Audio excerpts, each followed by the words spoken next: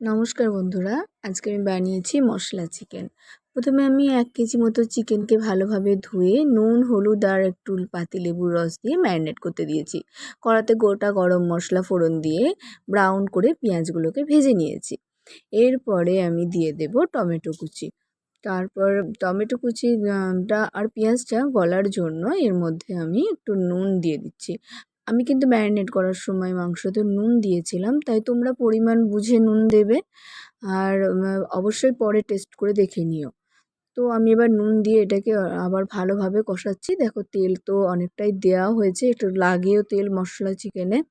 আর তেলটা ছাড়ছে, আমি রসুনটা দিলাম। রসুনটা দিয়ে তোমরা মোটামুটি 5 মিনিট মতো অবশ্যই কষবে, তাহলে একটা খুব সুন্দর সুগন্ধ ছাড়ে। এরপর আমি দিয়ে দিলাম কসুরি মেথি পাতা, আর তারপর দিয়ে দিচ্ছি হলুদ গুঁড়ো আর লঙ্কা গুঁড়ো। আর আমি এখানে একটু লঙ্কা কুচিও ব্যবহার করেছি, তোমরা ঝালটা দেখে নিয়ে অবশ্যই দেবে। দেখো এবার আমার মশলাগুলো মোটামুটি দেওয়া হয়ে গেছে, আমি ভালোভাবে এটাকে কষিয়ে নিচ্ছি। এবার আমি লঙ্কা কুচিটাও দিয়ে দিলাম। ম্যারিনেট করা চিকেনটা মোটামুটি আধ ঘন্টা মতো ম্যারিনেট করা আছে, ওটা থেকে একটা জল ছেড়েছে। আমি ওই চিকেনের জল সদ্য চিকেনটা দিয়ে দিলাম, কারণ আমি কিন্তু আলাদা করে কোনো জল অ্যাড করব না। এবার আমি দিয়ে দিচ্ছি এভারেস্টের চিকেনের মশলাটা। তো মশলা চিকেন বানাবার জন্য তোমরা যে কোনো কোম্পানিরই মশলা ব্যবহার করতে পারো। তো আমি এবার মশলা চিকেনটা ভালোভাবে কষিয়ে নিচ্ছি।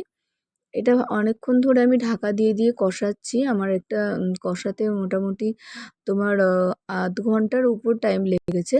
তারপর আমি তোমাদের অতটা ভিডিও দেখাইনি, তারপর আমার চিকেনটা প্রিপেয়ার হয়ে গেছে।